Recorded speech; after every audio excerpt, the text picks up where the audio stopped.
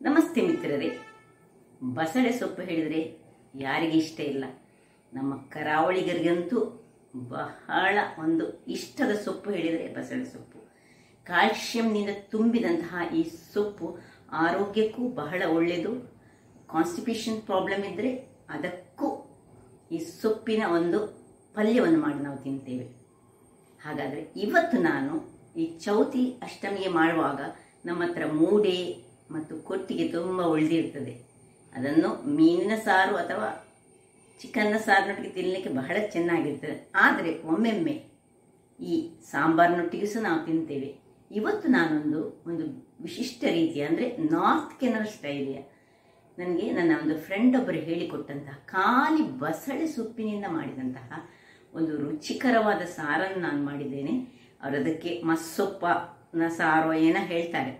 ಹಾಗಾದರೆ ಈ ಸೊಪ್ಪಿನ ಸಾರನ್ನು ಹೇಗೆ ಮಾಡುವುದು, ಅದಕ್ಕೆ ಏನೆಲ್ಲ ಸಾಮಗ್ರಿಗಳು ಬೇಕು ಎಂದು ನೋಡೋಣ ಅಲ್ಲವೇ ವೀಕ್ಷಕರೇ?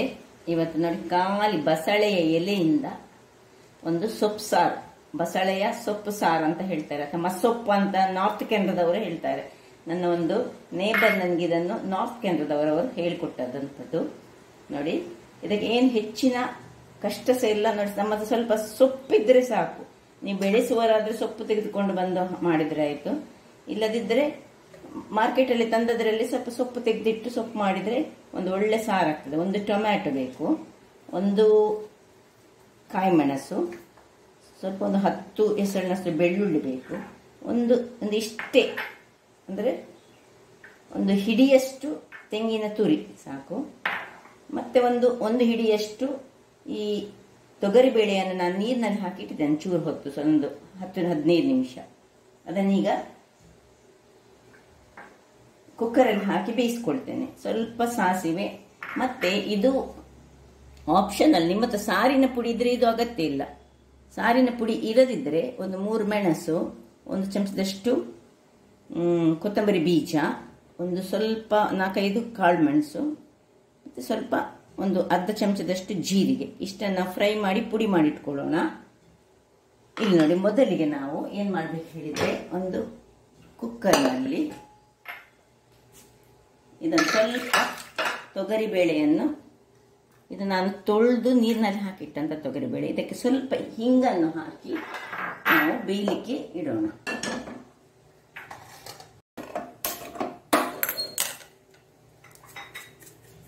ಸ್ವಲ್ಪ ಹಿಂಗೆ ಹಾಕಿ ಒಂದೆಷ್ಟು ನೀರು ಬೇಕು ಬೇಯಲಿಕ್ಕೆ ಅಷ್ಟು ನೀರನ್ನು ಹಾಕಿ ನಾವು ಬೇಯಲಿಕ್ಕೆ ಇಡೋಣ. ಈಗ ಇನ್ನೊಂದು ಪಾತ್ರೆಯಲ್ಲಿ, ಅದು ಅಲ್ಲಿ ಕುಕ್ಕರ್ ಬೇಯ್ತಾ ಇರಲಿ. ಈಗ ಇನ್ನೊಂದು ಪಾತ್ರೆಯಲ್ಲಿ ಸ್ವಲ್ಪ ನೀರನ್ನು ಹಾಕೊಂಡಿದ್ದೇನೆ. ಮತ್ತೆ ಈ ಎಲ್ಲ ಬಸಳೆ ಸೊಪ್ಪನ್ನು ಇದರೊಳಗೆ ಹಾಕ್ಕೊಂಡು, ಇದರಲ್ಲಿ ನೀರು ಬಿಡ್ತದೆ, ಅದಕ್ಕೆ ಒಂದು ಲೋಟೆಯಷ್ಟು ಮಾತ್ರ ನೀರನ್ನು ಹಾಕಿದ್ದೇನೆ. ನಿಮ್ಮ ಹತ್ರ ಎಷ್ಟು ಸೊಪ್ಪು ಉಂಟು ಅಷ್ಟು ಸೊಪ್ಪು ಹಾಕಿದ್ರೆ ಸಾಕು ವೀಕ್ಷಕರೇ.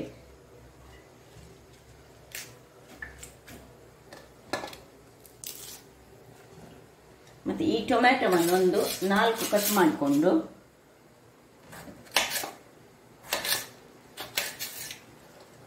ಇದರೊಳಗೆ ಹಾಕಿ, ಮತ್ತೆ ಒಂದು ಕಾಯಿ ಮೆಣಸನ್ನು ಹೀಗೆ ಸ್ಲಿಟ್ ಮಾಡಿ ಇದರಲ್ಲಿ ಹಾಕಿ, ಒಂದು 2-3 ಬೆಳ್ಳುಳ್ಳಿಯನ್ನು ಇದರೊಳಗೆ ಹಾಕೊಳ್ಳೋಣ.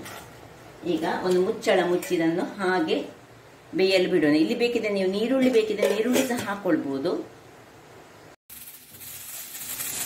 ವಿಸಿಲ್ ಆಯ್ತು ವೀಕ್ಷಕರೇ, 3 ವಿಸಿಲ್ ತೆಗೆದುಕೊಂಡಿದ್ದೇನೆ. ಇನ್ನು ಇದನ್ನೀಗ ಆಫ್ ಮಾಡಿಕೊಳ್ಳೋಣ. ವೀಕ್ಷಕರೇ, ಇದೀಗ ತಣ್ಣಗಾಗ್ತಾ ಉಂಟು. ಇಲ್ಲಿ ನೋಡಿ, ಇದು ಸಹ ಸಾಧಾರಣ ಆಯ್ತು, ಬೆಂತ ಬಂತು. ಈಗ ಈ ಹೊತ್ತಿನಲ್ಲಿ ನಾವು ಇದಕ್ಕೆ ಸ್ವಲ್ಪ ಉಪ್ಪನ್ನು ಹಾಕೊಳ್ಳೋಣ. ಉಪ್ಪನ್ನು ಹಾಕಿ 1-2 ನಿಮಿಷಗಳ ಕಾಲ ಇಟ್ಟು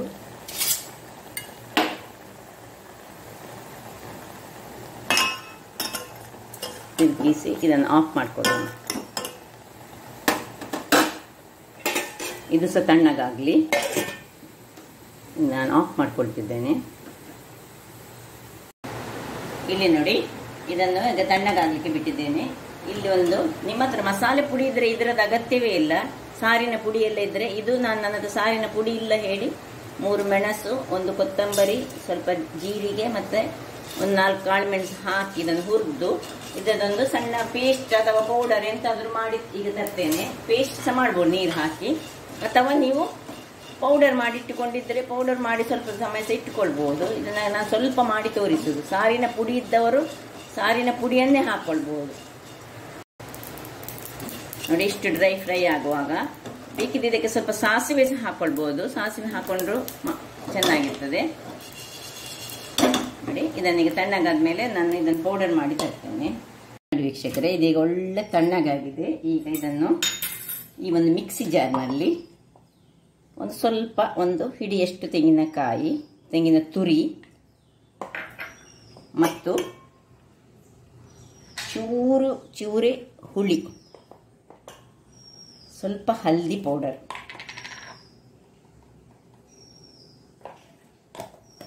ಮತ್ತು ಈ ಸೊಪ್ಪನ್ನು ಇದರಲ್ಲಿ ಬೇಯಿಸಿಟ್ಟ ಸೊಪ್ಪನ್ನು ಇದರಲ್ಲಿ ಹಾಕಿ ಅದಕ್ಕೆ ಸ್ವಲ್ಪ ನಾನು ಉಪ್ಪು ಸಹ ಹಾಕೊಂಡಿದ್ದೇನೆ.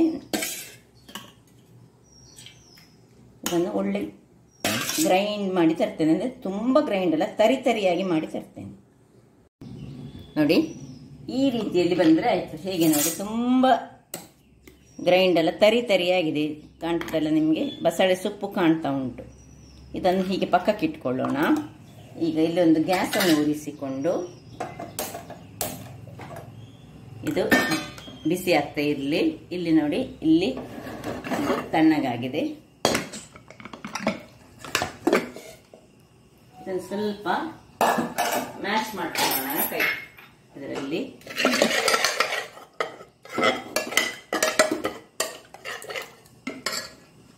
ಇಲ್ಲಿ ಪಕ್ಕಕ್ಕೆ ಇಟ್ಟುಕೊಂಡು ಇದಕ್ಕೆ ಎಣ್ಣೆ ಹಾಕೊಳ್ಳೋಣ.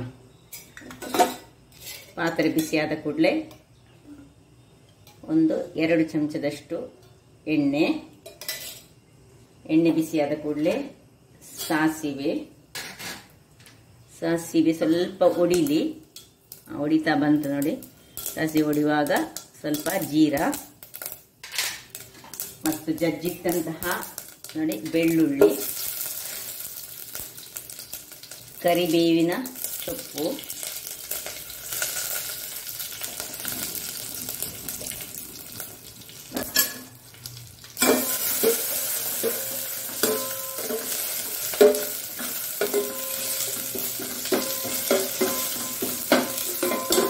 ಇಲ್ಲಿ ಬೇಕಿದ್ರೆ ನೀವು ಒಣಮೆಣಸಿನಕಾಯಿ ಸಹ ಬೇಕಿದ್ರೆ ಹಾಕೊಳ್ಬಹುದು. ಆದರೆ ನಾವೀಗ ಪೌಡರ್ ಹಾಕಿಕೊಂಡು ಸಾರಿನ ಪುಡಿ ಅಥವಾ ನೋಡಿ, ಇನ್ನೀಗ ಇದನ್ನು ಇದಕ್ಕೆ ಶಿಫ್ಟ್ ಮಾಡ್ತೇವೆ.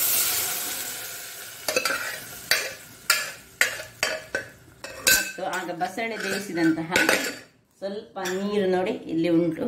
ಇದನ್ನು ಸಹ ಇದಕ್ಕೆ ಸೇರಿಸಿಕೊಂಡು ನಾನು ಅದನ್ನು ಹಾಕೊಳ್ತಿದ್ದೇನೆ. ಸ್ವಲ್ಪ ಯಾವ ನೀರು ಸಹ ಬಸಳೆ ಅಥವಾ ಯಾವುದೇ ವೆಜಿಟೇಬಲ್ಸ್ ಬೇಯಿಸಿದಂಥ ನೀರು ವೇಸ್ಟ್ ಮಾಡಲಿಕ್ಕಿಲ್ಲ. ಇಲ್ಲಿ ಹಾಕ್ಕೊಂಡು ಸಣ್ಣ ಉರಿಯಲ್ಲಿ ಇದನ್ನು ನಾನು ಮುಚ್ಚಿಟ್ಟುಕೊಳ್ತೇನೆ. ಒಂದು ಚೂರಲ್ಲಿ ಕುದಿ ಬರಲಿ. ಈಗ ಇಲ್ಲಿ ನೋಡಿ, ಇದನ್ನೀಗ ನಾನು ಚೆನ್ನಾಗಿ ಸ್ವಲ್ಪ ಒಂದು ಗ್ರೈಂಡ್ ಮಾಡಿ ಅದೇ ಮಿಕ್ಸಿಯಲ್ಲಿ ಗ್ರೈಂಡ್ ಮಾಡಿ ತರ್ತೇನೆ. ನೋಡಿ, ಇದು ಸಾರಿನ ಪೌಡರ್ ರೆಡಿಯಾಗಿದೆ. ನಿಮ್ಮ ಹತ್ರ ಸಾರಿನ ಪೌಡರ್ ರೆಡಿ ಇದ್ದರೆ ಇದು ಈ ಪದಾರ್ಥ ಕ್ವಿಕ್ಕಾಗಿ ಆಗುವಂಥದ್ದು. ನೋಡು, ಇದನ್ನು ಹೀಗೆ ಮುಚ್ಚಿಟ್ಕೊಳ್ಳೋ. ನೋಡಿ, ಇಲ್ಲಿದ್ದೀಗ ಒಂದು ಕುದಿತಾ ಬರ್ತಾ ಉಂಟು.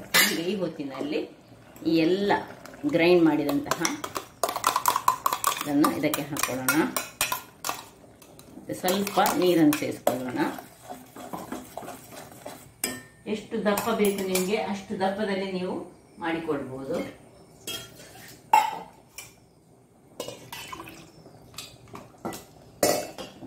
ನೀರನ್ನು ಹಾಕೊಂಡು ತೆಳು ಮಾಡಿಕೊಳ್ಳೋಣ. ಇನ್ನು ಸಹ ಇದು ತುಂಬ ದಪ್ಪ ಆಯಿತು. ಒಳ್ಳೆ ನೀರು ಮಾಡಿಕೊಳ್ಳೋಣ. ಉರಿ ಈಗ ದೊಡ್ಡದಿರಲಿ. ಈಗ ನಿಮಗೆ ಎಷ್ಟು ಖಾರ ಬೇಕು ಅಷ್ಟಕ್ಕೆ ಈ ಸಾರಿನ ಪುಡಿಯನ್ನು ನೋಡಿ, ಮಾಡಿಕೊಂಡಂತಹ ಸಾರಿನ ಪುಡಿಯನ್ನು ಹೆಚ್ಚು ಖಾರ ಬೇಕಿದ್ರೆ ಹೆಚ್ಚು ಹಾಕೊಳ್ಳಿ, ಕಡಿಮೆ ಖಾರ ಬೇಕಿದ್ರೆ ಒಂದು 2 ಸ್ಪೂನ್ನಷ್ಟು ಹಾಕೊಂಡು. ಇನ್ನು ಸಹ ತುಂಬ ದಪ್ಪ ಆಯಿತು ಇದು. ನಿಮಗೆ ಎಷ್ಟು ನೀರು ಬೇಕು ಅಷ್ಟು ನೀರು. ತೆಳುವಿನ ಕನ್ಸಿಸ್ಟೆನ್ಸಿಯನ್ನು ನಿಮಗೆ ಯಾವ ಥರದಲ್ಲಿ ಈ ಸಾರು ಬೇಕು ಆ ಥರದಲ್ಲಿ ನೀವು ಮಾಡಿಕೊಳ್ಬೋದು. ನೋಡಿ, ಇದು ಸ್ವಲ್ಪ ದಪ್ಪ ಕಾಣ್ತಾ ಉಂಟು ನನಗೆ. ಸ್ವಲ್ಪ ನೀರು ಹಾಕ್ತಾ ಇದ್ದೇನೆ. ಈ ರೀತಿ ಬರಲಿ. ಈಗ ಇದಕ್ಕೆ ಒಂದು ಮುಚ್ಚುವ ಮೊದಲು ಚೂರು ಬೆಲ್ಲ ಹಾಕೊಳ್ಳೋಣ. ಇಷ್ಟು ಚೂರು ಬೆಲ್ಲ ಹಾಕಿ ಈಗ ಮುಚ್ಚಳ ಮುಚ್ಚಿ ಒಳ್ಳೆ ಕುದಿಲಿಕ್ಕೆ ಬಿಡೋಣ. ನೋಡಿ ವೀಕ್ಷಕರೇ, ನೋಡಿ ಏನು ಪರಿಮಳ ಬರ್ತಾ ಉಂಟು ಹೇಳಿದರೆ, ಘಮ ಘಮ ಪರಿಮಳ. ಈ ಬಸಳೆ ಸೊಪ್ಪಿನ ಪರಿಮಳವೇ ಹಾಗೆ. ನೋಡಿ, ಈ ಹೊತ್ತಿನಲ್ಲಿ ನೀವು ಉಪ್ಪು ಚೆಕ್ ಮಾಡಿಕೊಳ್ಳಿ. ಉಪ್ಪು ಕಡಿಮೆ ಇದ್ದರೆ ಉಪ್ಪನ್ನು ಹಾಕ್ಕೊಳ್ಬೋದು. ಸ್ವಲ್ಪ ಕಡಿಮೆ ಉಂಟು. ಇದರಲ್ಲಿ ಹುಳಿ ಸಹ ಹಾಗೆ, ತುಂಬ ಹುಳಿ ಬೇಡ. ಇದಕ್ಕೆ ಸ್ವಲ್ಪ ಉಪ್ಪು ಹಾಕಿ ಇನ್ನೊಮ್ಮೆ ತಿರುಗಿಸೋಣ. ಬಹಳ ಚೆನ್ನಾಗಿ ಬರ್ತದೆ. ಹೇಗೆ ಉಂಟು ನೋಡಿ. ಈಗ ಒಂದೊಳ್ಳೆ ಕುದಿ ಆಯಿತು, ಸಾಕು. ಇಷ್ಟ ಆಗುವಾಗ ನಾವು ಆಫ್ ಮಾಡ್ಕೊಳ್ಳೋಣ. ಇನ್ನು ಸರ್ವಿಂಗ್ ಟೈಮ್. ಇಲ್ಲಿ ನೋಡಿ, ನಾನು ಮನೆ ಗಣೇಶ ಚತುರ್ಥಿಯ ದಿವಸ ಮಾಡಿದಂತಹ ನಮ್ಮ ಕೊಟ್ಟಿಗೆ, ಇದನ್ನು ಇದರಲ್ಲಿ ಸರ್ವ್ ಮಾಡ್ತಿದ್ದೇನೆ. ನೋಡಿ, ಇದನ್ನು ಹೀಗೆ ಹಾಕಿ ಇದರೊಟ್ಟಿಗೆ ತಿಂದರೆ ಆಹಾ, ಏನೊಂದು ಸೊಬಗು ಹೇಳಿದರೆ ನೋಡಿ. ಅಥವಾ ರಾಗಿ ಮುದ್ದೆಯಲ್ಲಿ, ನಾರ್ತ್ ಕೆನಡಾದವರು ಒಳ್ಳೆ ರಾಗಿ ಮುದ್ದೆ ಹಾಕಿ ಇದನ್ನು ಚೆನ್ನಾಗಿ ತಿಂತಾರೆ. ಬೇಕಿದ್ದರೆ ಇದರೊಟ್ಟಿಗೆ ಸ್ವಲ್ಪ ಬೆಣ್ಣೆ ಸಹ ಸೇರಿಸ್ಕೊಳ್ಬೋದು. ನೀವು ಹೇಗೂ ತಿನ್ಬೋದು. ಬಹಳ ರುಚಿಕರವಾಗಿರ್ತದೆ. ಇದನ್ನು ನಾವು ಯಾವಾಗಲೂ ಸಾಂಬಾರು ಮಾಡೋದಕ್ಕಿಂತ ಒಮ್ಮೊಮ್ಮೆ ಹೀಗೆ, ಈ ನಿಮಗೆ ಗೊತ್ತಿದ್ದ ಹಾಗೆ ಬಸಳೆ ಸೊಪ್ಪಿನಲ್ಲಿ ತುಂಬ ಕ್ಯಾಲರೀಸ್ ಉಂಟು. ದೇಹಕ್ಕೆ ಬಹಳ ಉತ್ತಮ ಸಹ. ಇದನ್ನು ನೀವು ಈ ಸ್ಪಿನಾಚಿನಲ್ಲಿ ಸಹ ಮಾಡ್ಬೋದು. ಇನ್ನೊಂದು ನಾವು ಮಾಡ್ತೇವಲ್ಲ, ಸಿಗ್ತದೆಲ್ಲ ಬಸಳೆ ಸೊಪ್ಪು, ಸಿಕ್ಕದಿದ್ದರೆ ಅದರಲ್ಲೂ ಸಹ ಮಾಡ್ಬೋದು. ಹಾಗಾದರೆ ಇದು ಮ್ಯಾಂಗ್ಳೂರ್ ಸ್ಪಿನಾಚ್ ಅಥವಾ ಕೇರಳ ಸ್ಪಿನಾಚ್ ಹೇಳ್ತೇವೆ ನಾವು ಬಸಳೆ ಸೊಪ್ಪಿಗೆ. ಇನ್ನೊಂದು ನಮ್ಮ ಸ್ಪಿನಾಚ್ ಸಿಕ್ಕುವಂಥದ್ದಲ್ಲಿ ಸಹ ಮಾಡ್ಕೊಳ್ಬೋದು. ಹಾಗಾದರೆ ನನ್ನ ಈ ಕುಕಿಂಗ್ ಚಾನಲ್ ನಿಮಗೆ ಇಷ್ಟ ಆದರೆ ಬೋಳೂರು ಸುವರ್ಣ ಚಾನಲನ್ನು ಲೈಕ್ ಮಾಡಿ, ಶೇರ್ ಮಾಡಿ ಹಾಗೂ ಸಬ್ಸ್ಕ್ರೈಬ್ ಮಾಡಿ. ಹಾಗೂ ನನ್ನ ಇನ್ಸ್ಟಾಗ್ರಾಮ್ ಪೇಜನ್ನು ಫಾಲೋ ಮಾಡಿ. ಧನ್ಯವಾದಗಳು.